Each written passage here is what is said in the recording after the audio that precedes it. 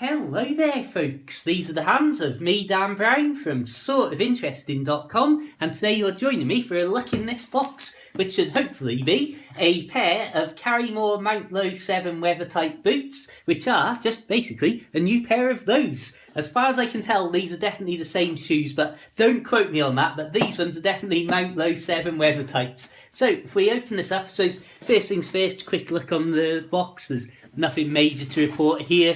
That there's your traditional unboxing 360. It says on the side, retail price $59.99. I don't know. I got them for $29.99. And who knows what, as I've said many times, always shop around these days because you just seem to be able to find all sorts of things at all sorts of different prices. So there we have it. There are our Mount Low 7 weather tights. Right, I promise to not say that term one more time in this video. So if we get these out here and just really, as I say with these videos, I like to try and just give you a closer look and just generally for anybody who is doing any online shopping, give you a proper full 360 of what these are actually going to be like when they turn up. So the first thing to really say is looking at them, the thing that in the past I used to always do with boots was get ones that went up over my ankle and had the little hooks and stuff.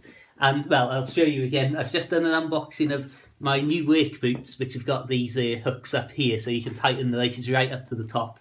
And what I've basically found over the years, and over the last 4 years I've lived on a narrowboat, so I've been travelling around on that and doing an awful lot of cycling from all sorts of places to get to and from work. And that basically has meant that I end up wearing my boots for an awful lot more than just walking all the time. And as time's gone on, I've realised that just getting low-cut boots, like shoes rather than proper big over-your-ankle boots, is far better for me in the way that I tend to be these days. Because obviously, when I'm pedalling on a bike and stuff, you don't want stuff getting all over your ankle as your feet are constantly moving and so on. So I found that a pair of these, as you can see, I've had similar shoes to these for, I think, 3 years in a row now. You can see these are pretty muddy as it stands. But these have served me really well over I've done thousands of miles of biking and walking in these. So again, they've held up really well. There's nothing major to say that's gone wrong with them. You can see where the soles are worn down there compared to what they are like there. But again, that's one of the most important things for me personally, is like the soles are pretty solid.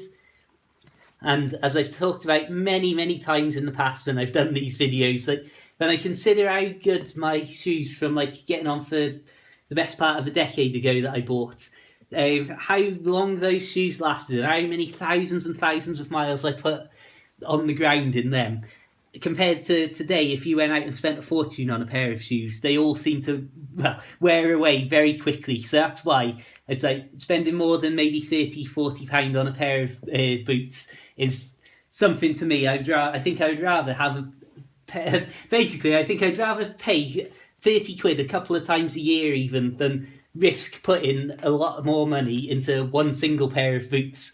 And again, like I say, this is really just a quick 360 video to just give you a general gist of what these are looking like. Again, I think I prefer these lighter colours now. I've always really preferred darker, sort of more low-key ones. But like I say, these look so much more worn, I think. Like, even though if you clean these off now, they look pretty fresh and pretty new, really.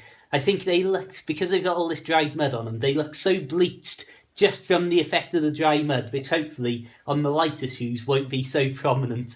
But again, it's not as if I'm known to be the most vain person ever who is really interested in what my appearance is.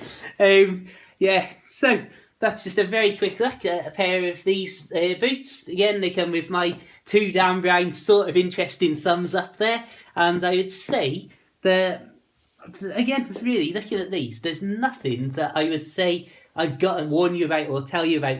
The only thing on, I believe, if I reach, trying to keep my big ugly face out of shot, only thing that's really gone on these is that little bit of stitching there. But the shoes are still holding up well, and I think it's just the fact that the more that you walk is obviously going to gradually go and get bigger and bigger.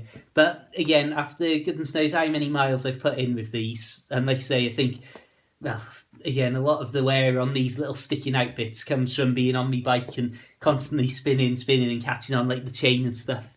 But yeah, ultimately, I'm happy enough with these that I've gone and bought another identical pair of boots of them. So there's not much more that I can add than that, I suppose. So until the next time, check out my other videos for loads of walking and the outdoors and life on a canal boat and all sorts of other stuff like that. Feel free to add me on Facebook, Twitter, like the Facebook page for loads of beautiful outdoors scenery and pictures, all sorts of random bits and bobs really. Until the next time, just have a fantastic day, keep it boot really, and of course, farewell.